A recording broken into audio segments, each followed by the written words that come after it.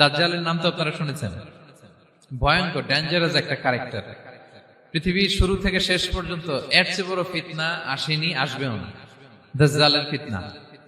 সে তার এক চোখ থাকবে, আরেক চোখ এরকম বন্ধ থাকবে, এখানে লেখা থাকবে কাফারা। কোনোভাবেই তাকে দমানো যাবে না, হত্যা করা যাবে না। আল্লাহ নবী ঈসা আলাইহিস সালাম তাকে হত্যা করবেন। তো যে ব্যক্তি সূরা কাহাফ তেলাওয়াত করবে, সূরা কাহাফের প্রথম 10 আয়াত বিশেষ করে মুখস্থ রাখবে, আল্লাহ তাআলা উসিমা মিন ফিতনাতিদ দাজ্জাল, দাজ্জালের ফিতনা থেকে তাকে বাঁচাবেন। সূরা কাহাফের মধ্যে একটা শব্দ আছে ওয়ালিয়াতালাত্তাফ। যারা কোরআন পড়েছেন দেখে থাকবেন, না দেখলে আজকে পাঠায় যে দেখবেন। একটা শব্দ আছে ওয়ালিয়াতালাত্তাফ, দেখবেন কোরআনের মধ্যে এই শব্দটা বোল্ড করা, মোটা কালি দিয়ে লেখা, বোল্ড।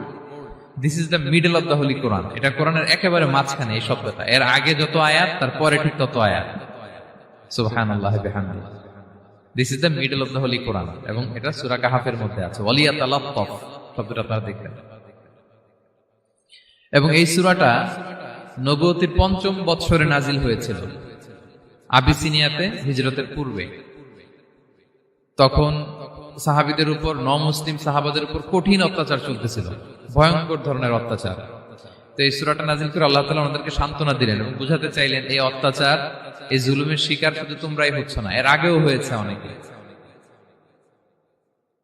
৭ জন যুবক ছিল রোমান সাম্রাজ্যে, তারা তাদের ঈমান বাঁচানোর জন্য এরকম কষ্টের শিকার হয়েছিল, এবং তারা যে স্বপ্ন দেখেছিল সেই স্বপ্ন আল্লাহ তাআলা বাস্তবায়ন করেছেন। তো এই ঘটনাগুলো শুনিয়ে বেসিক্যালি মক্কার যে নও-মুসলিম সাহাবারা, তাদেরকে আল্লাহ তাআলা সান্ত্বনা দিচ্ছিলেন যে ফ্রাস্ট্রেটেড হওয়ার কিছু নেই। ওয়ালা তাহিনু ওয়ালা তাহজানু ওয়া আনতুমুল আ'লাউনা ইন কুনতুম মুমিনিন।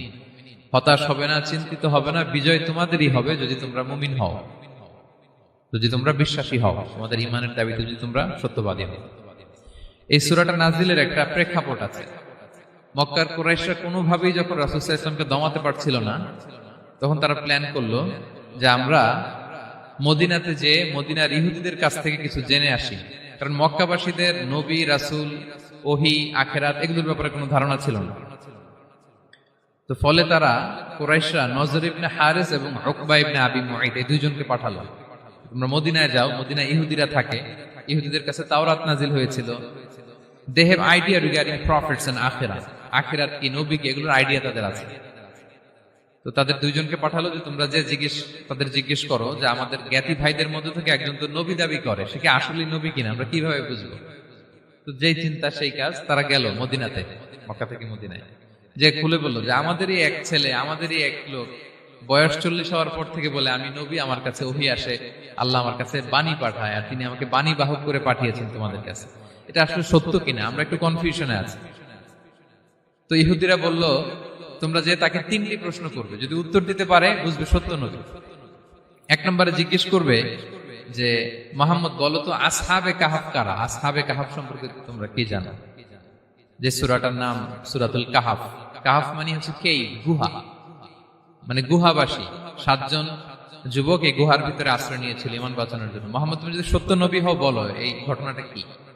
2 নম্বরে তাকে জিজ্ঞেস করবে জুলকারনাইন বাদশা সম্পর্কে কি জানে, সে কিছু জানে কিনা। 3 নম্বর তাকে জিজ্ঞেস করবে মা হুয়া রূহ, রূহ কি, যে রূহটা দেহে ঢুকলে মানুষ নড়ে চড়ে, প্রাণবন্ত একটা অ্যানিমেশন থাকে, এটা বের হয়ে গেলে সে ডেড বডি, লাশ হয়ে পড়ে থাকে। What is the origin of রূহ, স্পিরিট। এই 3টা প্রশ্নের উত্তর যদি জানে তাহলে আসলেই সে সত্য নবী। তারা এসে জিজ্ঞেস করলো মুহাম্মদ বলো আসহাবে কাহাফ কারা, বলো জুলকারনাইন কে, বলো রূহ কি। এই 3টা প্রশ্নের উত্তর যদি করতে পারো তাহলে বুঝবে তুমি সত্য নবী। রাসূল সাল্লাল্লাহু আলাইহি ওয়াসাল্লাম বললেন ঠিক আছে যাও, আগামীকাল উত্তর বলে দেব। তিনি ইনশাআল্লাহ বলতে ভুলে গেলেন। রাসূল সাল্লাল্লাহু আলাইহি ওয়াসাল্লামের ধারণা ছিল প্রতিদিনই তো জিবরাইল কোরআনের আয়াত নিয়ে আসে, তো তারই ধারাবাহিকতায় আগামীকাল আসবে, আমি জিজ্ঞেস করে নিব এই 3টা প্রশ্নের উত্তর। তারপরের দিন সবাই এসে হাজির, কিন্তু জিবরাইল আলাইহিস সালাম আসেনি। রাসূল সাল্লাল্লাহু আলাইহি ওয়াসাল্লাম একটু বিব্রতকর পরিস্থিতিতে বললেন। তারা বলল তুমি তো আজকে অ্যাপয়েন্টমেন্ট দিয়েছো, ডেট দিয়েছো, বলো উত্তর বলো। রাসূল সাল্লাল্লাহু আলাইহি ওয়াসাল্লাম বলল আজকে না, আগামীকাল বলে দিলাম। রাসূল সাল্লাল্লাহু আলাইহি ওয়াসাল্লাম ইনশাআল্লাহ কথাটা আর মনে করতে পারতেছেন না। এরপরের দিনও তারা এসে হাজির, কিন্তু রাসূল সাল্লাল্লাহু আলাইহি ওয়াসাল্লাম উত্তর দিতে পারতেছেন না। তারপরের দিন এভাবে পিছাচ্ছেন, রাসূল সাল্লাল্লাহু আলাইহি ওয়াসাল্লাম ডেট দিচ্ছেন না। এভাবে 1 দিন 2 দিন 3 দিন না, 15 দিন। কয় দিন? এদিকে তো এই প্রশ্নের উত্তর জানার জন্য এখন একজন দুজন আসে না, দলে বলে কাফিররা আসে। কারণ রাসূল সাল্লাল্লাহু আলাইহি ওয়াসাল্লামকে এখানে অপমান করা যাচ্ছে, ছোট করা যাচ্ছে, হেয় করা যাচ্ছে। তারা এসে হাসাহাসি করে। আবু বকর, ওমর রাদিয়াল্লাহু আনহুকে বলে, দেখো তোমরা না বলছো সত্য নবী, উনি সত্য নবী হলে তো প্রথম দিন উত্তর দিয়ে দিতে পারতো, পারে না কেন? এটা থেকে বোঝা যাচ্ছে তিনি আসলে মিথ্যাবাদী। 15 দিন রাসূল সাল্লাল্লাহু আলাইহি ওয়াসাল্লামের জন্য এত বিব্রতকর পরিস্থিতি আর ছিল না। 15 দিন পর আল্লাহ তাআলা আয়াত নাযিল করলেন, ওয়ালা তাকুলান্না বিশাইইন ইন্নী ফাইলুন যালিকা গাদা ইল্লা আইয়াশা আল্লাহ। অর্থাৎ হে নবী, ভবিষ্যতের কোনো কাজে যখন ওয়াদা দিবেন, কমিটমেন্ট করবেন, আপনি আইয়াশা আল্লাহ মানে ইনশাআল্লাহ বলা ছাড়া কখনো দিবেন না। রাসূল সাল্লাল্লাহু আলাইহি ওয়াসাল্লামকে শিক্ষা দেওয়ার মধ্য দিয়ে বেসিক্যালি আল্লাহ তাআলা গোটা মুসলিম উম্মাহকে শিক্ষা দিলেন, আমাদেরকে শিক্ষা দিলেন, যাতে আমরা ভবিষ্যতের কাজে আগে ইনশাআল্লাহ বলি। তো রাসূল সাল্লাল্লাহু আলাইহি ওয়াসাল্লাম লেসনটা পেলেন। এরপর আল্লাহ তাআলা উত্তর জানিয়ে দিলেন, আম হাসিবিতা আন্না আসহাবাল কাহফি ওয়ার রহিমি কানু মিন আয়াতিনা আজাবা। টানা 2 পৃষ্ঠা উত্তর দিলেন আসহাবুল কাহফ কারা। তাওরাত, জাবুর, ইনজিলে কোথাও এত বিস্তারিত উত্তর নাই আসহাবে কাহফের ব্যাপারে। আল্লাহ তাআলা আল কাহফ, সূরাতুল কাহফ নামে গুহাবাসীদের নামে একটা সূরা দিলেন, বিস্তারিত 2 পৃষ্ঠায় বর্ণনা করলেন তারা কারা। কুরাইশ তো তাআজ্জুব বনে গেল, ঘটনা কি, মুহাম্মদের উত্তর কিভাবে জানলো? সে তো কারো কাছে পড়ে নাই, লেখে নাই, এই দেশের বাইরেও কোথাও যায় নাই। দ্বিতীয় প্রশ্ন ছিল যুলকারনাইনকে আল্লাহ আয়াত নাযিল করলেন, ওয়াসআলুনাকা আন যিলকারনাইন কুল সাআতলু আলাইকুম মিনহু যিকরা। টানা আল্লাহ তাআলা প্রায় 1.5 পৃষ্ঠা, 1 পৃষ্ঠারও বেশি যুলকারনাইনের ঘটনা শোনালেন। আর রূহের কথা শোনালেন সূরা আল ইসরাতে, ওয়াসআলুনাকা আনির রূহ কুলির রূহু মিন আমরি রাব্বি ওয়া মা উতীতুম মিনাল ইলমি ইল্লা কালিলা। রূহ এটা আল্লাহর স্পেশাল একটা অর্ডার, আল্লাহর আদেশে এটা ঢুকে আল্লাহর আদেশে বের হয়। এটা কেউ ছুঁতে পারে না, ধরতে পারে না, দেখতে পারে না, এটা আল্লাহর পক্ষ থেকে একটা মিরাকেল। 3টা প্রশ্নের উত্তর যখন আল্লাহ তাআলা দিয়ে দিলেন, রাসূল সাল্লাল্লাহু আলাইহি ওয়াসাল্লাম তাদেরকে সাবলীল ভাষায় শুনিয়ে দিলেন। তারা অবাক হয়ে গেল। এইটা হচ্ছে সূরাতুল কাহফ নাজিল হওয়ার প্রেক্ষাপট। এরকম একটা সিচুয়েশনে নবুয়তির 5ম বছরে আল্লাহ তাআলা এই সূরাটা নাজিল করেছেন। এই সূরার কিছু ফজিলত আছে। রাসূল সাল্লাল্লাহু আলাইহি ওয়াসাল্লাম জুমার দিনে এই সূরাটা আমাদেরকে তেলাওয়াত করতে বলেছেন। আপনারা তেলাওয়াত করেন তো সূরা কাহফ? যদি জেনে না থাকেন আজকে থেকে করবেন। রাসূল সাল্লাল্লাহু আলাইহি ওয়াসাল্লাম বলেছেন যে জুমার দিনে যে এই সূরা কাহফ তেলাওয়াত করবে, মান ক্বারাআ সূরাতাল কাহফি ফি ইয়াউমিল জুমআতি আদাআ লাহু মিনান নূরি মা বাইনাল জুমআতাইন। 2 জুমার মাঝখানে আল্লাহ তাআলা এই জুমার সময়টাকে তার জন্য আলোকিত করে দেয়। কি করে দেয়? আলোকিত করে দেয়। একটা নূর তার জন্য সেট করে, এই নূর তাকে হেদায়েতের পথে অবশিষ্ট রাখে। এটা হচ্ছে একটা। তাহলে জুমার দিন আমরা সূরা কাহফ তেলাওয়াত করব, মনে করি এটা সুন্নাহ। জুমার দিনের সুন্নাহগুলোর মধ্যে থেকে একটা সুন্নাহ হচ্ছে সূরা কাহফ তেলাওয়াত করা। আবার আরেকটা হাদিসে রাসূল সাল্লাল্লাহু আলাইহি ওয়াসাল্লাম বলেছেন, মান হাফিযা 10 আয়াতিন মিন আউয়ালি সূরাতিল কাহফি উসিমা মিন ফিতনাতিদ দাজ্জাল। যে ব্যক্তি সূরা কাহফের প্রথম 10 আয়াত মুখস্থ করবে সে দাজ্জালের ফিতনা থেকে মুক্তি পাবে। তা আমরা দাজ্জালের ফিতনা থেকে বাঁচতে চাই কি চাই না? আমরা যেন সূরা কাহফের প্রথম 10 আয়াত মুখস্থ করি, সূরা কাহফ যেন জুমার দিন আমরা তেলাওয়াত করি।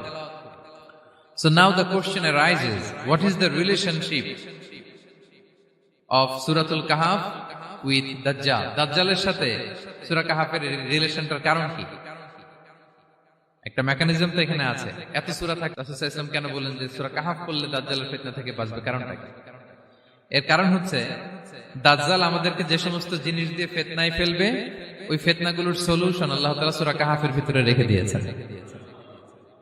দাজ্জাল 4টা জিনিস দিয়ে আমাদেরকে ফিতনায় ফেলবে। That's trial of faith, 1 number. ঈমানের পরীক্ষা সে আমাদেরকে ফেলবে, আমাদের বিশ্বাস নিয়ে ছিনিমিনি খেলবে সে। এটার সলিউশন আছে সূরা কাহফ, আমি বলবো আস্তে আস্তে। 2 নম্বরে দাজ্জাল আমাদেরকে ফিতনায় ফেলবে, দ্য ট্রায়াল অফ ওয়েলথ, সম্পদ দিয়ে সে আমাদেরকে ফিতনায় ফেলবে। 3 number the trial of knowledge, জ্ঞান দিয়ে সে আমাদেরকে ফিতনায় ফেলবে। 4 number the trial of power, ক্ষমতা দিয়ে সে আমাদেরকে ফিতনায় ফেলবে।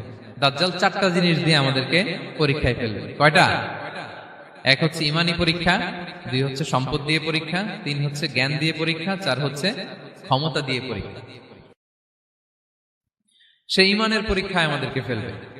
সে এসে বলবে আমি তোমার রব, এবং এটা প্রমাণ করার জন্য যা যা দরকার আল্লাহ তাআলা তাকে সব দিবেন। সে সব করতে পারবে। সে বলবে আমি তোমার রব। যদি বিশ্বাস না হয়, তোমার বাবাকে যদি জীবিত করে বিশ্বাস করবে? অনেকে বলবে হ্যাঁ আমার আব্বাকে জীবিত করে দেখান। তো তার বাবাকে ঠিকই সে জীবিত করে ফেলবে। আসলে শয়তান তার বাবার সুরাত নিয়ে সামনে দাঁড়াবে। আরে তাই তো, এটাই তো আমার বাবা, এটাই তো আমার দাদা। মানুষ ফিতনায় পড়ে যাবে, ইমানের ফিতনায়। সে ভাববে আসলে এটাই বোধহয় আমার রব। এবং তাকে এত ক্ষমতা দেয়া হবে, তার ডান দিকে থাকবে জান্নাত, বাঁ দিকে জাহান্নাম। তার কাছে আল্লাহ এটা দিবে। যে তার কথা শুনবে তাকে সে জান্নাতে ঢুকাবে, কিন্তু জান্নাতে ঢুকে সে জাহান্নামের শাস্তি ভোগ করবে। এটা তার বাইরের মানুষ বুঝবে না, অ্যাপারেন্টলি এটা জান্নাত। আর যে তাকে মানবে না তাকে সে জাহান্নামে ফেলবে, কিন্তু জাহান্নামে ঢুকলেও সে জান্নাতের নাজ নেয়ামত ভোগ করবে। তাহলে এই যে ইমানের ফিতনায় সে ফেলে দিবে আমাদেরকে।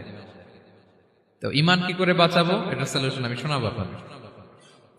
2 নম্বরে, সে আমাদেরকে সম্পদ দিয়ে ফিতনায় ফেলবে। যার যা লাগবে সে তাই দিতে পারবে, যা লাগবে। সে যদি আকাশকে বলে আকাশ বৃষ্টি দাও, যাকে তারা মানবে ওই এলাকায় বৃষ্টি হবে, সুজলা সুফলা শস্য শ্যামলা হবে সে সমস্ত এলাকা, ফল মূলে ভর্তি হবে, বরকত আর বরকত। আর যে এলাকার লোকেরা, জনপদের লোকেরা তাকে মানবে না, সে বলবে ওখানে বৃষ্টি হবে না, হবেও না। ওখানে খরা, দুর্ভিক্ষ, মাটি ফেটে চলছে, মানুষ না খেয়ে মরবে, মহামারী, দুর্ভিক্ষ দেখা দেবে। তখন বিশ্ববাসী মনে করবে এটাই বোধহয় আমাদের রব। তার মানে সম্পদ দিয়ে ফিতনায় ফেলে দেবে। 3 নম্বর হচ্ছে নলেজ। তার জ্ঞানের কাছে গোটা বিশ্ব হার মানবে। পূর্বের পরের যত জ্ঞান আছে সব আল্লাহ তাকে দিবে। ইলমুল আউয়ালিন ওয়াল আখিরিন। এমন কোন প্রশ্ন নেই যেটা দিয়ে তাকে আটকানো যায়। যাই জিজ্ঞেস করবেন সব জানতা, সব বলে দেয়। ভবিষ্যৎবাণী বলে দিবে, বলবে আগামীকাল ওইখানে অমুক দেশে বোমা বিস্ফোরণ হবে, হবে ওইখানে, ওখানে দুর্ভিক্ষ হবে, হবে, ভূমিকম্প হবে, হবে। সে যা বলবে তাই হবে। তার জ্ঞানের এই বহর দেখে মানুষ ফিতনায় পড়ে যাবে। 4 নম্বর হচ্ছে দ্য ট্রায়াল অফ পাওয়ার, ক্ষমতা। তার ক্ষমতার সামনে সবকিছু একেবারে ছিন্ন বিচ্ছিন্ন হয়ে যাবে, এত ক্ষমতা হবে তার। সে যেমনটি বলবে তেমনটি করতে হবে। বাতাসের চেয়ে দ্রুত বেগে সে এক দেশ থেকে আরেক দেশে চলে যাবে। তো তার এই সমস্ত অলৌকিক ক্ষমতা দেখে মানুষ ফিতনায় পড়ে যাবে। এবং এই ফিতনা, এই পরীক্ষার মুহূর্তগুলোতে মানুষ কিভাবে নিজেকে ধরে রাখবে তার সলিউশন আল্লাহ তাআলা সূরা কাহফে দিয়েছেন। এই 4টা ফিতনা থেকে বাঁচার জন্য আল্লাহ সূরা কাহফে 4টা ঘটনা উল্লেখ করেছেন। কয়টা? 1 নাম্বার হচ্ছে আসহাবে কাহফ, যুবকদের ঘটনা, 7 জন যুবকদের ঘটনা। ঈমান কি করে বাঁচাবেন, সলিউশন ওখানে। সম্পদের ফিতনা থেকে কিভাবে নিজেকে বাঁচাবেন, এজন্য একজন বাগানওয়ালার ঘটনা আল্লাহ সেখানে বলেছেন। জ্ঞানের ফিতনা থেকে কি করে বাঁচবেন, এজন্য আল্লাহ তাআলা মুসা আলাইহিস সালাম এবং খিজির আলাইহিস সালামের ঘটনা সেখানে উল্লেখ করেছেন। আর ক্ষমতার ফিতনা থেকে কি করে বাঁচবেন এটা বোঝানোর জন্য আল্লাহ তাআলা যুলকারনাইনের ঘটনা উল্লেখ করেছেন। 4টা ফিতনা থেকে বাঁচার জন্য কয়টা ঘটনা? 4টা ঘটনা। আমরা তাহলে একটা একটা করে ঘটনা শুনি, আমরা একটু উদ্ধার করার চেষ্টা করি যে কি কি সলিউশন আল্লাহ তাআলা আমাদের বাতলে দিলেন। 1 নম্বর হচ্ছে আসহাবে কাহফের ঘটনা। এটা 250 খ্রিস্টাব্দের সময়কালে রোমান সাম্রাজ্যের একজন বাদশা ছিল, নাম দাকিয়ানুস। প্রতাপশালী বাদশা, পৌত্তলিক, মূর্তির পূজা করে। ঈসা আলাইহিস সালাম বিদায় নিয়েছেন, 200-250 বছর হলো। তো সব নবীর ধর্মই কিন্তু ইসলাম, যদিও আমরা নাসারা বলি, ইহুদি বলি, সব নবীদের ধর্মই কি ইসলাম। তো তিনি ছিলেন পৌত্তলিক, মূর্তির পূজা করত। আর তার এলাকায় কেউ যদি ঈসা আলাইহিস সালামের নাম নিত, আখিরাতে বিশ্বাস করত, আল্লাহ বিশ্বাস করত, তাদেরকে তারা পাথর মেরে হত্যা করত। এজন্য ভয়ে কেউ ঈসাই ধর্মে ঈমান আনতো না, মানে ইসলামে ঈমান আনতো না। এই রাজার ভয়ে সবাই মূর্তির পূজা করত। কিন্তু 7 জন যুবক ছিল, তারা স্রোতে গা ভাসিয়ে দেয়নি। স্রোতের বিপরীতে তারা ঈমান নিয়ে দাঁড়িয়েছে। তারা ঈসা আলাইহিস সালামের রেখে যাওয়া সত্য ধর্মের উপর ঈমান এনেছিল, আখিরাতে তারা বিশ্বাস করত। তো এই 7 জন যুবকের কথা ছড়াতে ছড়াতে রাজা দাকিয়ানুসের কাছে চলে যায়। উনি তো রেগে মেগে আগুন ডেকে পাঠালো 7 জনকে। তাদেরকে জিজ্ঞেস করলো তোমরা কাকে মানো? বলতেছে এক আল্লাহকে মানি। সাহসী, খুবই সাহসী।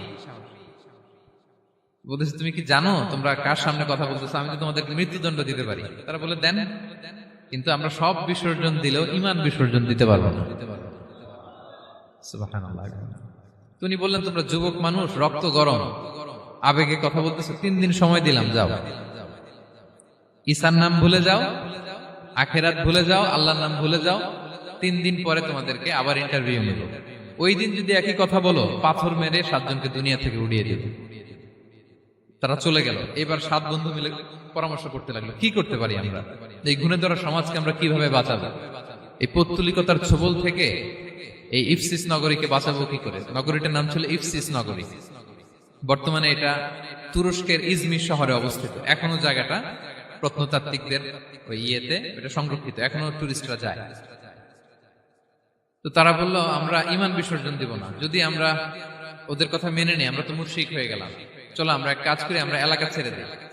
এই 7 যুবক আল্লাহর উপর ভরসা করে তারা বাড়ি ঘর আত্মীয় স্বজন সব ছেড়ে দিয়ে, লোকালয় ছেড়ে দূরে একটা পাহাড়ের ভেতরে আশ্রয় নিল। পাহাড়ের ভেতরে একটা গুহা ছিল, এই গুহাকে আরবিতে বলে আল কাহাফ। কি বলে? এই সূরার নাম কি? সূরাতুল কাহাফ। তো তাদের সাথে সাথে একটা কুকুরও যাচ্ছিল। তারা বারবার তাড়িয়ে দেওয়ার চেষ্টা করতেছিল কুকুরটাকে, যাতে না যায়, কিন্তু কুকুর শুধু কান্না করে তাদের সাথে যাওয়ার জন্য ঘেউ ঘেউ করতেছিল। এই কুকুরটাকেও সাথে নিল। ভালো মানুষদের সাথে থাকলে কি হয় দেখেন, এই কুকুরের কথা, যেহেতু 7 জন ইমানদারের সাথে একটা কুকুর ছিল, এই কুকুরের কথা আল্লাহ সূরাতুল কাহাফে উল্লেখ করে দিয়েছে। ওয়া কালবুহুম বাসিতুন যিরাআইহি বিল ওয়াসি। তো তারা ভিতরে গেল, যে প্রচন্ড ক্লান্ত, তারা ঘুমিয়ে পড়ল। কি করলো? এই এক ঘুমে আল্লাহ 309 বছর কাটাই দিলেন। কয়শো 9 বছর? 9 বছর ঘুম, সব ঘুম, প্রচন্ড ঘুম, ঘুম যেন আর কাটে না। 309 বছর পরে এরা জাগলো। এখন খুব ক্ষুধা, ঘুমে আর মোর ভাঙতেছে, আর একজন জিজ্ঞেস করতেছে, কি লম্বা সময় ঘুম দিলাম কোথায় আমরা? একজন বলতেছে, হ্যাঁ মনে সারাদিনই ঘুমাইছি আমরা। আরেকজন বলতেছে, না না সারাদিন না, দিনের কিছু অংশ হয়তো ঘুমাইছি। আসলে কয় বছর ঘুমাইছে? 309 বছর। তো এদিকে সভ্যতার তো চেঞ্জ। এখানে ওই দাকিয়ানুস মরে, এর ছেলে মরে, এর নাতি মরে, পুতি মরে, এখন 6ষ্ঠ নম্বর রাজা আসছে। প্রজন্মের পর প্রজন্ম তো শেষ। 309 বছরে কমপক্ষে 4-5টা জেনারেশন চেঞ্জ হবে। তো জেনারেশন চেঞ্জ হয়ে, এলাকা চেঞ্জ হয়ে, তারা যে স্বপ্ন দেখেছিল এই ইফসিস নগরীতে কালিমার পতাকা উঠবে, তাদের স্বপ্ন আল্লাহ বাস্তবায়ন করেছেন। 309 বছরের ব্যবধানে এই এলাকার সবাই মুসলিম হয়ে গেছে। আল্লাহ চাইছিলেন ওদেরকে দেখাবে এটা, ওদের স্বপ্নটা যে বাস্তবায়ন হয়েছে এটা দেখাবে। ঘুম থেকে উঠছে, একজনকে তারা বললো যে লুকায় লুকায় চাদর মুড়ি দিয়ে কিছু রুটি নিয়ে আসো বাজার থেকে, যাতে তোমাকে না চিনে। চাদর মুড়ি দিয়ে যাও। কিছু পয়সা ছিল, মুদ্রা দিয়ে দিছে। তো সে যে যখন দোকানদারের কাছ থেকে রুটি নিছে আর মুদ্রা দিছে, দোকানদার বলে, এই মুদ্রা কোত্থেকে আসলো? 309 বছর আগে মালয়েশিয়াতে রিঙ্গিট ছিল কিনা জানি না, যেভাবে ওরা ট্রানজাকশন করতে পারে, যেটা ছিল ওইটা যদি এখন কেউ দেয়, রাজধানী বিলাসে খাবার পাওয়া যাবে? হ্যাঁ। তো রুটিওয়ালা বলে, তুমি বর্তমান সময়ের মুদ্রা দাও, এটা দিচ্ছ কেন? বলতেছে, এটা তো বর্তমান সময়ের মুদ্রা। বলতেছে, এই যে মুদ্রার মধ্যে দেখো কোন সালের সিল দেওয়া, এটা তো শত শত বছর আগে। বলতেছে, কি বলে শত বছর আগে? আমি তো আজকে সকালেই বাজার করলাম, ওই বাজার করে যে টাকাগুলো ছিল ওইটাই তো পকেটে। বলতেছে, বলে কি? নিশ্চয়ই তুমি গুপ্তধনের সন্ধান পেয়েছো, হিডেন ট্রেজার। বলো। মানে তার সাথে এদের কথাবার্তা কিছু মিলতেছে না। পরে তাকে ধরে ওই সময়কার রাজার কাছে নিয়ে গেছে। ওই রাজা আবার মুসলিম, সবাই মুসলিম তখন। সে যা বলে এরাও কেউ বিশ্বাস করে না, এরাও যা বলে এও বিশ্বাস করে না। আর এলাকা, এর বাড়িঘর আসবে কোত্থেকে? এর নাতি পুতি যা আছে 5-6 পুরুষ তো মরে সবাই কবরে। তখন তার কথা শুনে সবাই অবাক। তো এটা মিলানোর জন্য তারা 309 বছর আগের দাকিয়ানুস বাদশার সরকারি যে নথিপত্র, ওই পুরাতন ছিঁড়া নথিপত্র তারা বের করলো। বের করে দেখে ঠিকই দাকিয়ানুস নামে এক বাদশা ছিল, আর অনেক শত শত বছর আগে মোস্ট ওয়ান্টেড 7 জন যুবক ছিল, যাদের ব্যাপারে এক্সিকিউশনের অর্ডার ছিল। এখন দেখে তারা অবাক। লম্বা ঘটনা আমি খুব শর্ট করে বলতেছি। পরে সবাই মিলে তাকে সহ ওই গুহায় গেল। গুহায় যাওয়ার পরে সে বাকিদেরকে ডাকতে গুহার ভিতরে ঢুকলো। আল্লাহ তাআলা 7 জনকে ওইখানে মৃত্যু দিয়ে দিলেন। চিরকালের জন্য এই 7 জন ঘুমায় পড়লো। আর এলাকাবাসী, রাজা সহ ওইখানে তারা একটা মসজিদ নির্মাণ করলো। This is the story of আসহাবে কাহাফ। তো এলাকাবাসী যদিও মুসলিম হয়েছিল, কিন্তু আখিরাতের ব্যাপারে তাদের একটা সন্দেহ ছিল, যে আসলে মানুষ মরার পরে কি আবার জীবিত হবে? মৃত্যুবরণ করার পরে আবার মানুষ জীবিত হবে? তাদের মনের মধ্যে একটা সন্দেহ ছিল যে আসলে মারা গেলে মানুষ আবার উঠতে পারে। তাদের এই সন্দেহ দূর করার জন্য আল্লাহ তাআলা এই 7 জনকে 309 বছর ঘুম পাড়িয়ে আবার জীবিত করলেন। সুবহানাল্লাহ বিহামদিহি। তাহলে ঈমান কিভাবে বাঁচাতে হয় এটার প্রেরণা আমরা এই 7 যুবকের কাছ থেকে পাই। এখানে যেটা আমরা শিখি প্রিয় ভাইরা, 1 নম্বর লেসন হচ্ছে আমাদের গুড কোম্পানি লাগবে, রাইটাস পিপল, মানে আমাদের সার্কেলটা ভালো হইতে হবে। তাদের 7 জনের সার্কেলটা খুব ভালো ছিল, ফলে তারা বিপথে যায় নাই এবং তারা এমন শক্ত সিদ্ধান্ত নিয়েছে যে আল্লাহ তাআলা সেটাতে বরকত দিয়েছেন, গোটা সমাজকে আল্লাহ তাআলা চেঞ্জ করে দিয়েছেন। এটা হচ্ছে 1 নম্বর লেসন। আপনি ঈমান বাঁচাতে হলে আপনার সার্কেল ভালো লাগবে। খুঁজবেন যে এলাকায় যাবেন ওখানে নামাজি সার্কেল কারা আছে, ওখানে জ্ঞানী গুণী সার্কেল কারা আছে, ওখানে ভালো কাজ করতে চায়, একে অপরকে সহযোগিতা করে, কল্যাণের পথের যাত্রী কারা আছে খুঁজতে হবে আপনাকে। খুঁজে ওই সার্কেলে আপনি যুক্ত হবে, তাইলে ঈমান বাঁচানো যাবে। ক্লিয়ার? 2 নাম্বার হচ্ছে conflict between believers and disbelievers it's universal. সত্য মিথ্যার লড়াই এটা চিরন্তন, আজীবন থাকবে। এটা ওনাদেরও ছিল, এখনো আমাদের লড়াই করে যেতে হচ্ছে, আমাদের ভবিষ্যৎ প্রজন্মও করবে। এই লড়াইটা আমরা করে যেতে চাই। কি বলেন? হ্যাঁ, থামা যাবে না? আমরা থামতে আসিনি, আমরা এই লড়াইটা করে যাব, আমরা সত্যের কথা বলেই যাব ইনশাআল্লাহ। বলেন। 3 নাম্বার হচ্ছে যে লেসনটা আমরা পাই, অনেকগুলো লেসন, আমি খুব প্রেসাইজলি বলতেছি। যুবকরা চাইলে একটা সমাজকে পাল্টে দিতে পারে। এই পৃথিবীতে যত বড় বড় বিপ্লব হয়েছে এগুলো যুবকরা এনেছে। তারা হচ্ছে সভ্যতা গড়ার কারিগর। আসহাবে কাহাফ আমাদের এই সময়ের নওজওয়ানদের জন্য প্রেরণা, তারা আমাদের জন্য প্রেরণার বাতিঘর। তারা যেমনি ঈমানকে রক্ষা করেছে, আমাদের যুবকরা চাইলেও তাদের ঈমানি চেতনাতে স্পিরিট দিয়ে সমাজটাকে পাল্টে দিতে পারে। কি বলেন? এখানে বেশিরভাগই তো যুবক। হ্যাঁ, গুড সার্কেলে থাকবেন তো আপনারা? সত্যের পক্ষে সবাই থাকবেন তো? আল্লাহ তাআলা কবুল করুন। আচ্ছা, এবার 2 নাম্বার ছিল সম্পদের ফিতনা, কিভাবে বাঁচবেন। আসহাবে কাহাফের পরে সূরা কাহাফে আল্লাহ তাআলা একজন বাগানওয়ালার ঘটনা বলেছে। 2 জন বন্ধু, একজন একটু গরিব, সে বিশ্বাসী, আরেকজন ধনী, সে অবিশ্বাসী। তাকে আল্লাহ তাআলা বিশাল বড় খেজুরের বাগান আর আঙ্গুরের বাগান দিয়েছেন, বিশাল বড়, অনেক বড় বিজনেস ম্যাগনেট। তো এই সম্পদের অহংকার সে করত। সে প্রায় তার গরিব বন্ধুকে বলতো যে তোর চেয়ে আমার সম্পদও বেশি, সন্তানও বেশি, জনবল বেশি, লোকবল বেশি, অর্থবল বেশি, সব বেশি। অহংকারে তার পা মাটিতে পড়তো না। আর সে আখিরাতে অবিশ্বাস করত এবং সে বলতো যে এই সম্পদ আমারে বাঁচাবে, চিরকাল আমাকে স্মরণীয় করে রাখবে, এই সম্পদ কোনোদিন যাবে না।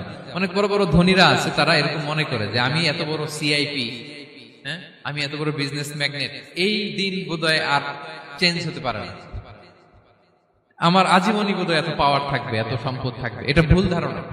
এটা কি ভুল ধারণা? এই যে তুরস্কে দুর্ভিক্ষ হইল না, আপনারা দেখছেন না যে অনেক সম্পদের মালিক বাড়ি ঘর ভেঙে রাস্তার ফকির। এখন ওই যে ডিফিউজিদের জন্য যে খাবার আসছে ওখানে লাইনে দাঁড়াইছে, কারণ এখন লাইনে না দাঁড়ালে খাবারও তো মিলবে না। 1000 কোটি টাকার মালিক ছিল, ভেঙে চুরে সব শেষ। এখন রিলিফের নেওয়ার জন্য দুস্থদের কাতারে ওখানে দাঁড়াইছে, কারণ দাঁড়াইলেই কিছু খাবার পাওয়া যাবে, খিচুড়ি পাওয়া যাবে, তা না হলে তো খাবারটাও মিলবে না। এই যে বঙ্গবাজারে আগুন লাগলো আমাদের বাংলাদেশে, 20টা-25টা দোকান ছিল অনেকের যাদের অন্যান্য বিজনেস আছে তারা হয়তো সার্ভাইভ করতে পারতেছে, কিন্তু এমন অনেক ব্যবসায়ী ছিল সব শেষ, জ্বলে পুড়ে, তার টাকা পয়সা পুঁজি স্বপ্ন সব শেষ।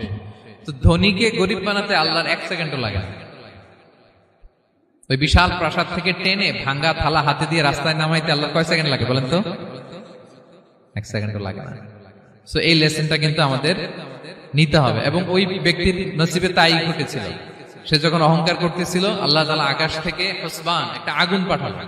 ওই আগুন এসে তার আঙ্গুরের বাগান, তার খেজুরের বাগান, বিশাল মাইলকে মাইল এই বাগান জ্বালিয়ে পুরো মুহূর্তের মধ্যে সারখার করে, এবং মুহূর্তের মধ্যে সে পথের ভিখারি, ফকির। এই ঘটনাটা এনে আল্লাহ তাআলা সম্পদশালীদেরকে রিমাইন্ডার দিলেন যে এই সম্পদের ফিতনায় তোমরা পড়ে যেও না। আমরা সম্পদশালী হলে বাস্তবতা অনেক সময় ভুলে যাই।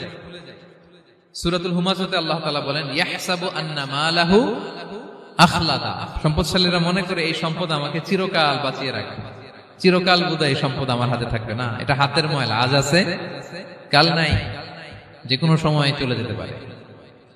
এটা হচ্ছে ম্যাটেরিয়ালিস্টিক আউটলুক, বস্তুবাদী চিন্তা থেকে এই আমাদের ধনী ভাইদের এই সমস্যাটা হয়। ভোগবাদী চিন্তার প্রভাব আর কি। সম্পদ যখন হাতে থাকে ধরাকে সরাজ্ঞান করে, মনে করে যে সবই আমার কন্ট্রোলে। না, আপনারে ওই গরিবের কাতারে আনতে, ওই রিলিফের সম্পদ নেয়ার জন্য ওই লাইনে দাঁড় করাইতে আল্লাহর 1 সেকেন্ডও লাগে না। এটা খেয়াল রাখতে হবে। আমরা যখন প্রাইভেট কারে চড়ি, মাঝে মাঝে অনেকে এসে হাত পাতে, এদেরকে ছোট করা যাবে না। গল্পটা আল্লাহ ভিন্ন করতে আল্লাহর 1 সেকেন্ডও লাগে না। ওইদিকে আমি দাঁড়ায় হাত পাততাম আর উনি প্রাইভেট কারে বসে থাকতো। আল্লাহ চাইলে এরকম করতে পারতেন না? পারতেন। তো এখান থেকে আমাদের জন্য শিক্ষা হচ্ছে, সম্পদ এটা ক্ষণস্থায়ী, আজ আছে কাল নাই। এটা ক্ষণস্থায়ী, এটাকে এভারলাস্টিং মনে করা যাবে না। এভারলাস্টিং হচ্ছে আখিরাত। ওয়ালাল আখিরাতু খায়রুল লাকা মিনাল উলা, আখিরাত তোমার জন্য দুনিয়ার চেয়ে শ্রেষ্ঠ। এবং আল্লাহ তাআলা দৃষ্টান্ত একটা দিয়েছেন যে দুনিয়ার জীবনটা হচ্ছে কামা, ওই পানির মতো, যেটা আনজালনাহু মিনাস সামা, আকাশ থেকে নাজিল করেছি। ওই পানি ক্ষেতের মধ্যে পড়ে ফসল, ফুল ফসল হয়েছে। এরপরে যখন ফসল কাটা হয়, ওই ক্ষেত খামার এগুলো তৃণলতা হয়ে যায়, ভুসির মতো হয়ে যায়। তখন বাতাসের ঝাপটায় একবার এদিকে যায়, একবার ওদিকে যায়। অনেক লম্বা উপমা, আমি সংক্ষেপে বললাম।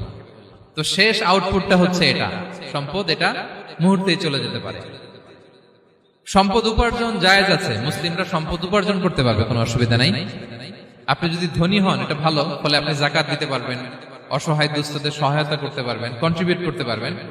আপনি সম্পদ হাতের মুঠোয় নেবেন, কন্ট্রোল করবেন, কিন্তু এই দিকে স্থান দিবেন না। দ্যাটস ইট, তাহলেই হবে। আমরা সম্পদ কি করতে পারবো? উপার্জন করতে পারবো, কিন্তু হৃদয়ে স্থান দিতে পারবো না। হৃদয়ে স্থান থাকবে আখিরাতে। এই মাইন্ডসেট যদি আপনি গড়ে তোলেন, তাহলে সম্পদের ফিতনা আপনি কখনো পড়বেন না। এই পয়েন্টটা কি ক্লিয়ার সবার? ক্লিয়ার। 3 নাম্বার ফিতনা ছিল কিসের ফিতনা দেখি কে বলতে পারে? প্রথমটা হচ্ছে বিশ্বাস বা ইমানের ফিতনা, 2 নাম্বার হচ্ছে সম্পদের ফিতনা, 3 নাম্বার জ্ঞানের ফিতনা। জ্ঞানেরও কিন্তু ইলমেরও একটা গরম আছে।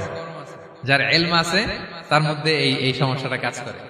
সেটার জন্য আল্লাহ তাআলা মুসা আলাইহিস সালাম, খিজির আলাইহিস সালামের ঘটনা বলেন। আমি খুব সংক্ষেপে বলবো, সময় কম। মুসা আলাইহিস সালাম হচ্ছে বনি ইসরাইলের নবী, আর খিজির আলাইহিস সালাম কেউ বলেছেন নবী, কেউ বলেছেন আল্লাহর ওলি। আসলে আরবিতে ওনার নাম খদির, আমরা বাংলায় বলি খিজির। খদির মানে সবুজ। উনি যে কোনো জায়গায় বসলে ওখানে মরা গাছ, লতা পাতা এগুলো সবুজ হয়ে যেত। অনুর্বর এলাকার উপর দিয়ে হেঁটে গেলে ওটা উর্বর হয়ে যেত। তো মুসা আলাইহিস সালাম একবার ওয়াজ করতেছেন এইভাবে বনি ইসরাইলের সামনে, খুতবা দিচ্ছেন। হঠাৎ এক লোক দাঁড়ায় বলে, ইয়া নবী আল্লাহ, মান আ'লামু ফিল আরদ, বর্তমান পৃথিবীতে সবচেয়ে জ্ঞানী কে? মুসা আলাইহিস সালাম বলেন, ফাকালা আনা, আমি। কি বললেন? উনি আসলে ভুল কিছু বলেন নাই, কারণ প্রত্যেক জামানার নবীকেই আল্লাহ তাআলা সবচেয়ে বেশি জ্ঞান দিয়ে পাঠান, কারণ তার কাছে ওহীর জ্ঞান আসে, অদৃশ্যের খবর আসে, ইলমুল গায়ব আসে। কিন্তু এই উত্তরটা আল্লাহ তাআলার পছন্দ হয় না।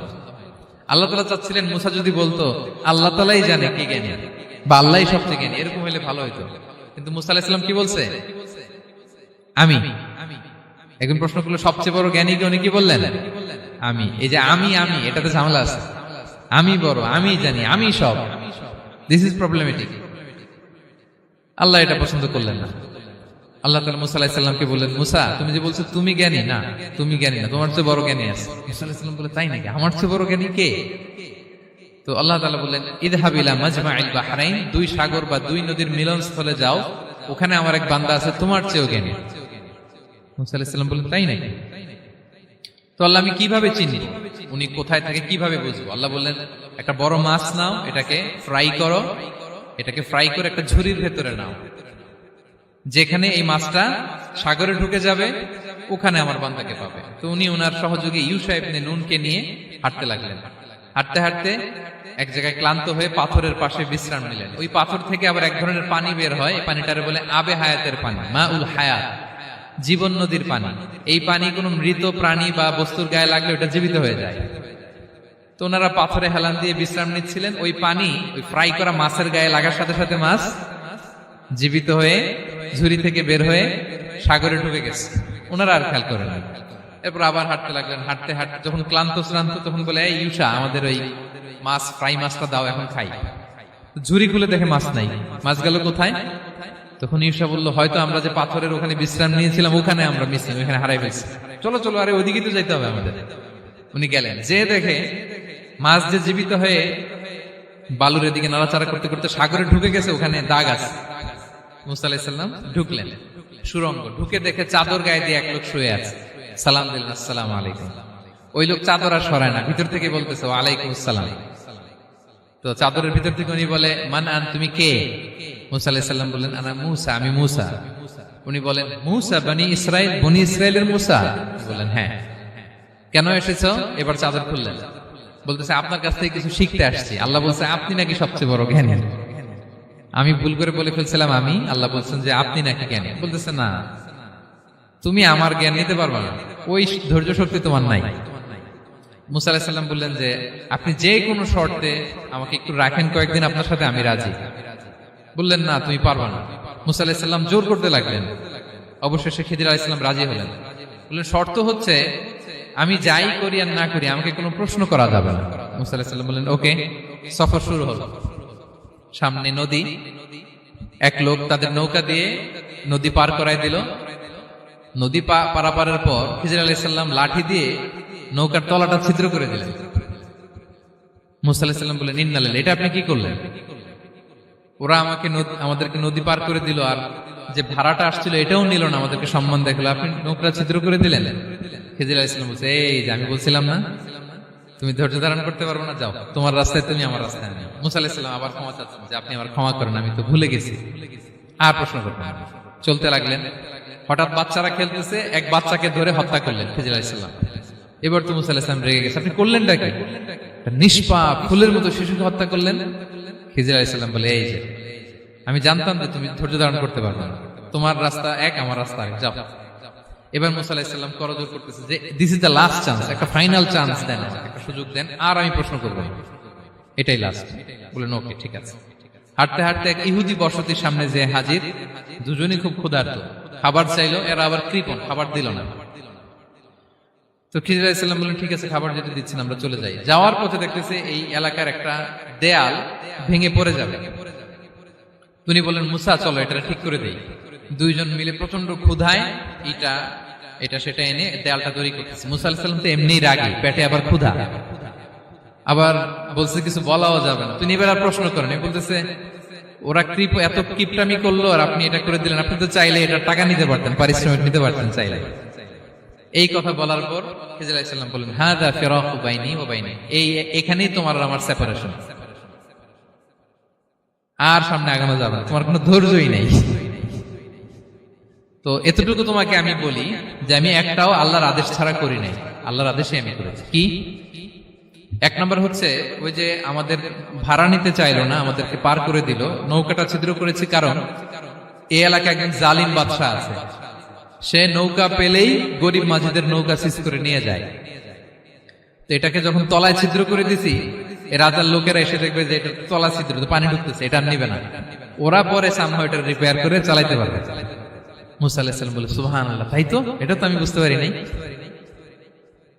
আর ওই ছোট শিশুটাকে হত্যা করছি, ও অনেক বড় জালিম হবে এলাকা, তার ফিতনায় এলাকাবাসী তটস্থ থাকবে, সে তার মা বাবাকেও জাহান্নামে নেবে, এজন্য আল্লাহ তাআলা আদেশ দিয়েছেন আমাকে, আল্লাহর আদেশে আমি তাকে হত্যা করেছি।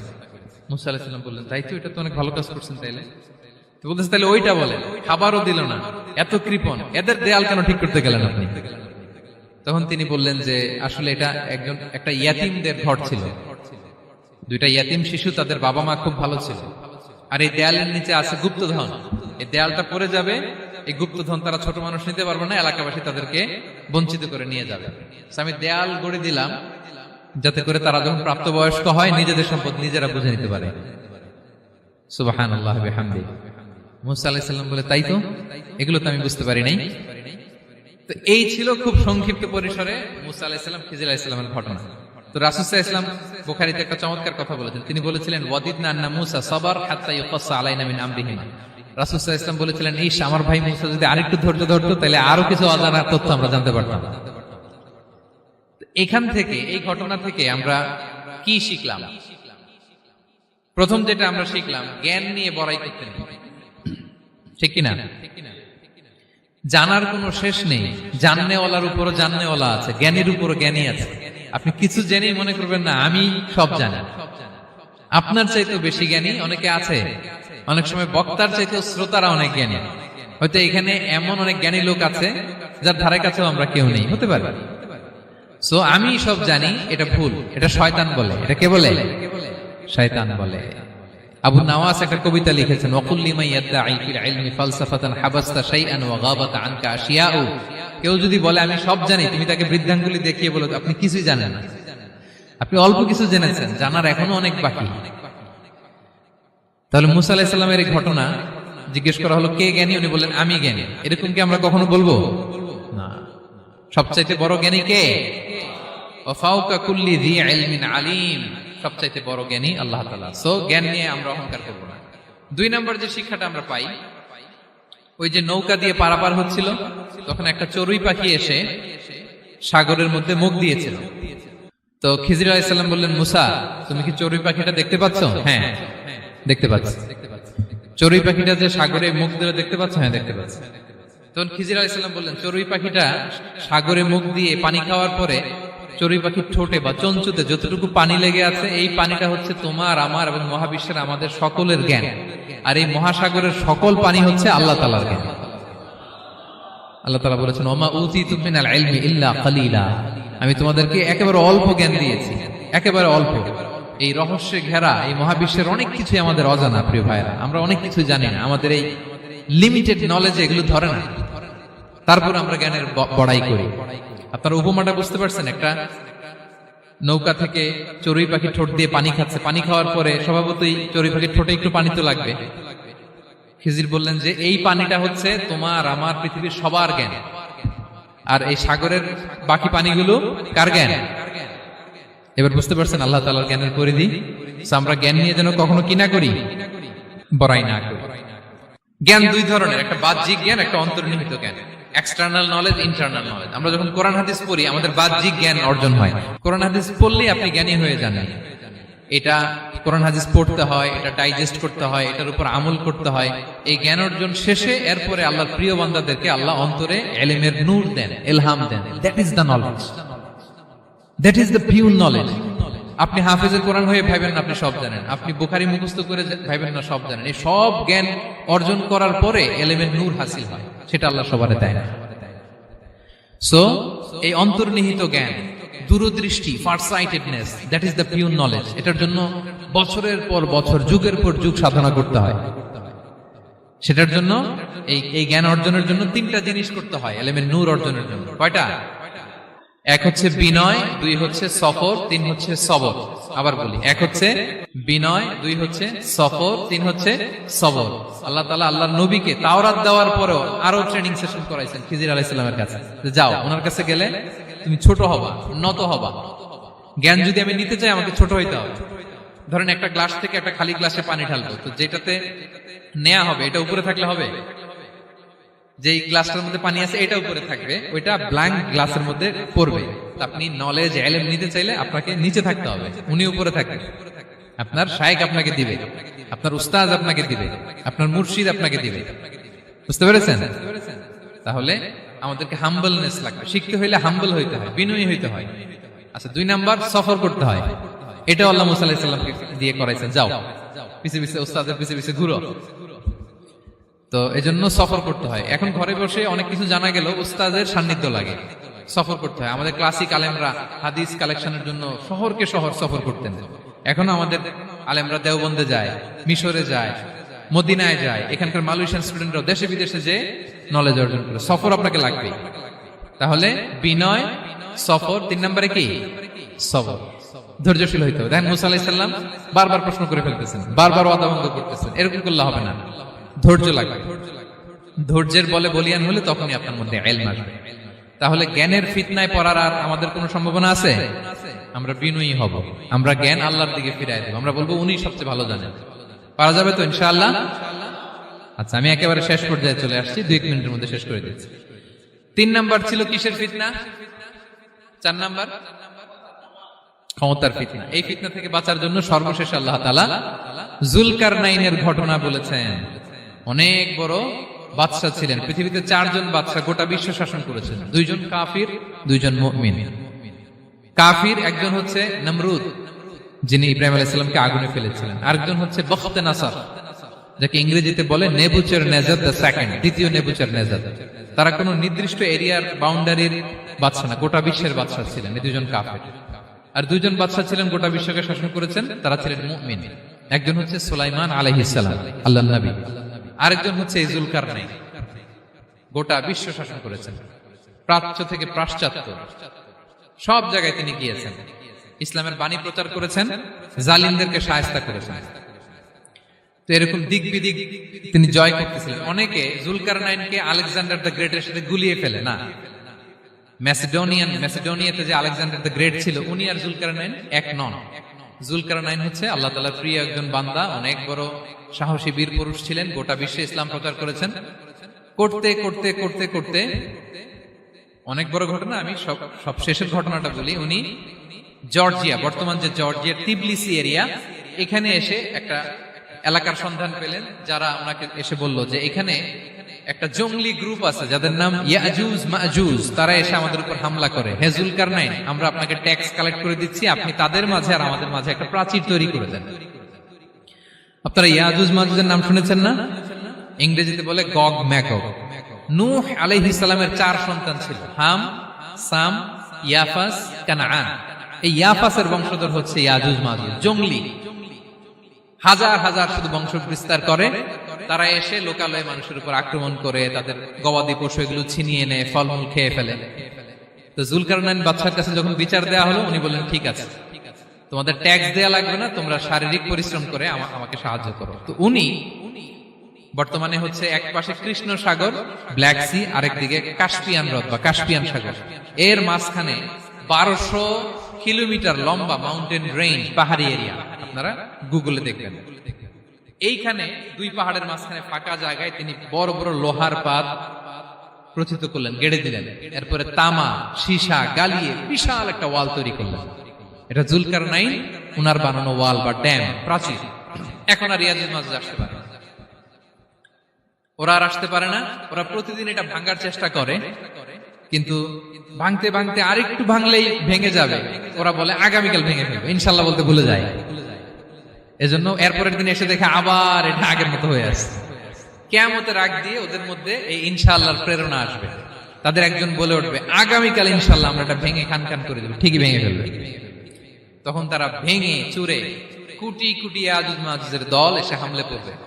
সামনে পড়বে তাবারিয়া সাগর, একদল এসে তাবারিয়া সাগর এমন ভাবে খাবে, এই দল যাওয়ার পরে আরেক দল এসে এখানে যে সাগরে যে পানি ছিল এটা কল্পনাই করতে পারবে না।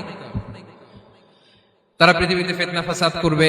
ঈসা আলাইহিস সালাম তখন আসবেন, দোয়া করবে আল্লাহ তাআলার কাছে মুমিনরা, একটা মহামারী দিবে আল্লাহ তাআলা ইয়াজুজ মাজুজের মধ্যে, ওরা মরে যাবে সব। এরপর বিশাল এক পাখি এসে তাদেরকে আল্লাহর মর্জি মাফিক এমন এক জায়গায় ফেলে আসবে, কেউ জানবে না। তো তারা যে পচে গলে মাটির সাথে মিশেছিল, এই গলিত লাশ থেকে মাটি খুব উর্বর হয়ে যাবে। এরপর আল্লাহ তাআলা পৃথিবীর মধ্যে বারাকা দিবেন, কিছু রোপণ করলে তাড়াতাড়ি ফুলে ফেপে বড় বড় ফলমূল হচ্ছে। তো এটা কিয়ামতের আলামতের অন্য কোনো আলোচনায় হয়তো আমরা বলবো। তো জুলকারনাইন তিনি বিশাল এখানে প্রাচীর তৈরি করে দিয়েছিলেন, এবং প্রাচীর তৈরি করে দিয়ে তাদেরকে বলেছিলেন যে যতদিন আল্লাহ তাআলা চাইবেন এটা থাকবে, এবং যেদিন আল্লাহ তাআলার আদেশ আসবে এটা ভেঙে খান খান হয়ে যাবে। তার মানে দেখেন, এত পাওয়ারফুল, এত শক্তিশালী, এত ক্ষমতাধর হওয়ার পরেও তিনি তার ক্ষমতাকে কার দিকে ফিরিয়ে দিয়েছেন? যে আল্লাহ যতদিন চাইবে এই প্রাচীর টিকে থাকবে, যেদিনই আল্লাহ তাআলার আদেশ আসবে এই প্রাচীর ভেঙে খান খান হয়ে যাবে। সো আমরা ক্ষমতার দেখা পেলে, চেয়ার একটা পেলে, আমরা যেন জালিম হয়ে না উঠি, এটা হচ্ছে এখান থেকে শিক্ষা। আমরা যেন জুলুম না করি। উনি সম্পদের মালিক ছিলেন, ক্ষমতার মালিক ছিলেন, কিন্তু উনি যে আল্লাহর বান্দা এটা ভুলে যান নাই। আমরা যখন ক্ষমতাশীল হই, আমরা যখন প্রধানমন্ত্রী হই, আমরা যখন প্রেসিডেন্ট হই, আমরা যখন পাওয়ারফুল হই, আমাদের সবচেয়ে বড় পরিচয় যে আমরা আব্দুল্লাহ, আল্লাহর গোলাম, এটা আমরা ভুলে যাই। আমাদের আসল পরিচয় কি? আমরা আল্লাহর গোলাম।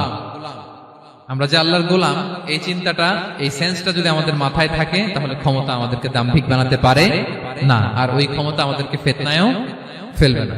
তাহলে সম্মানিত সুধী, দাজ্জাল কয়টা জিনিস দিয়ে আমাদেরকে ফিতনায় ফেলবে? 4টা। দ্য ট্রায়াল অফ ফেইথ, ইমানের পরীক্ষা; দ্য ট্রায়াল অফ ওয়েলথ, সম্পদ দিয়ে পরীক্ষা; দ্য ট্রায়াল অফ নলেজ, জ্ঞানের পরীক্ষা; দ্য ট্রায়াল অফ পাওয়ার, ক্ষমতার পরীক্ষা। আর ইমানের পরীক্ষায় উত্তরণের জন্য আল্লাহ তাআলা আমাদেরকে সূরা আসহাবে কাহফের ঘটনা শুনিয়েছেন, যে 7 জন যুবক তারা তাদের ঈমানকে হেফাজত করেছিল। সম্পদের ফিতনা থেকে বাঁচানোর জন্য আল্লাহ তাআলা আমাদেরকে এক বাগানওয়ালার কাহিনী জানিয়েছেন, যে সম্পদ পেয়ে তোমরা দাম্ভিক হয়ে যাও না, এটা আজ আছে কাল থাকবে না। জ্ঞানের পরীক্ষা থেকে আমাদের মুক্তির জন্য আল্লাহ তাআলা অনেক বড় করে আল্লাহ নবী মুসা আলাইহিস সালাম এবং খিজির আলাইহিস সালামের ঘটনা শুনিয়েছেন, আমাদের বুঝিয়েছেন যে আমাদেরকে বিনয়ী হতে হবে, জ্ঞানের জন্য সফর করতে হবে এবং সবর করতে হবে। সবশেষে আল্লাহ তাআলা ক্ষমতার ফিতনা থেকে বাঁচানোর জন্য ক্ষমতাধর, আমরা তো একটা দেশের মালিক হই এখন, অমুক দেশের প্রেসিডেন্ট, অমুক দেশের প্রধানমন্ত্রী, উনি গোটা বিশ্বের প্রতাপশালী রাজা ছিলেন জুলকারনাইন, তারপরেও উনি যে আব্দুল্লাহ, উনি যে আল্লাহর গোলাম, এটা তিনি ভুলে যাননি। তাহলে এইভাবে যদি আমরা এই ফিতনাগুলো থেকে বাঁচার চেষ্টা করি, তাহলে এই ফিতনা থেকে আমরা বেঁচে থাকতে পারবো। এবং দাজ্জাল যদি এই মুহূর্তেও আসে, সে আমাদেরকে বিভ্রান্ত করতে পারবে না। পারবে? পারবে না ইনশাআল্লাহ। ইনশাআল্লাহ বলেন। আর ভবিষ্যতের সব কাজের আগে আমরা সবসময় কি বলবো? মনে থাকবে সবার? আল্লাহ তাআলা আমাদের সবাইকে কথাগুলো বোঝার ও আমল করার তৌফিক দান করুন। হাযা মা ইনদি ওয়াল ইলমু ইনদাল্লাহ আলাইহি তাওয়াক্কালতু ওয়া ইলাইহি উনীব। ওয়াসসালামু আলাইকুম ওয়া রাহমাতুল্লাহি তাআলা ওয়া বারাকাতুহু।